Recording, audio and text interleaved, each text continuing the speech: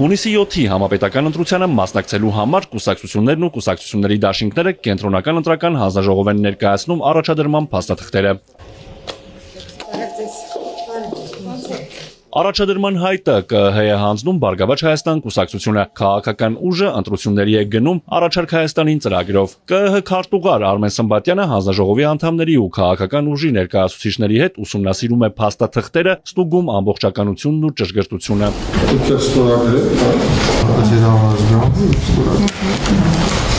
Ընտրական օրենսգրքի համաձայն առաջադրման հայտերը ներկայացնելու ժամկետը 10 օր է, ապրիլի 13-ից 23-ը։ Հանձնաժողովի քարտուղարի խոսքով դեռ երկու ուժ է ներկայացրել՝ ՔՊ-ն եւ ԲՀԿ-ն։ Ընթացակարգի հետ կապված բոլոր փոփոխությունների մասին քաղաքական ուժերին նախապես տեղեկացրել են։ Կուսակցությունները պարտավորություն ունեն հերթական ազգային ժողովի ընտրությունների դեպքում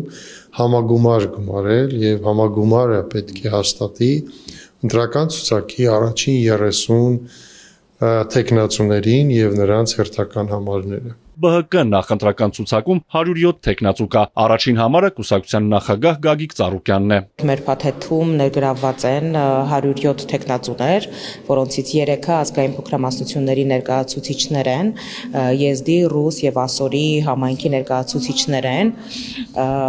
Մենք այս ընտրություններին Բարգավաճ Հայաստան կուսակցությունը այս ընտրություններին, ինչպես գիտեք, ավելի վաղ հայտարարել էինք, որ մասնակցում ենք Առաջարկ Հայաստանին ծրագրով։ Սա մի ծրագիր է, որտեղ ամիսների ընթացքում ամենատարբեր ոլորտների հեղինակավոր ներկայացուցիչներ, մասնագետներ, ինչպես նաև մեր 100 հազարավոր հայրենակիցներ հանդես են եկել տարբեր ոլորտների հետ կապված իրենց առաջարկներով։ Ամիսների ընթացքում մասնագետների խումբը հավաքագրել, գույքագրել է այս բոլոր առաջարկները եւ մեր նախընտրական ծրագրում զետեղված են հենց հիմնական այդ խնդիրների լուծման ուղիներն ու ճանապարհները։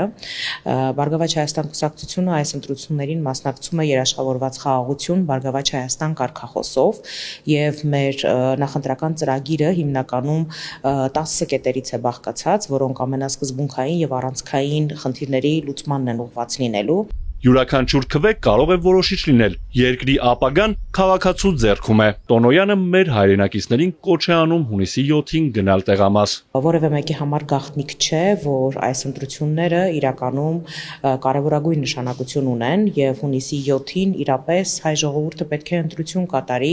երաշխավորված խաղաղության, թե շարունակական զիջումների մեջ, համերաշխության, թե պառակտման մեջ։ Մենք գնում ենք այս հարցերի պատասխանները գտնելու եւ այս հարցերի լուծման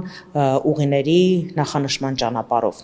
Ես ուզում եմ ընձեռված հնարավորությունից օգտվելով մեր բոլոր հայրենակիցներին կոչ անել լինել շատ ակտիվ, ունենալ շատ ակտիվ մասնակցություն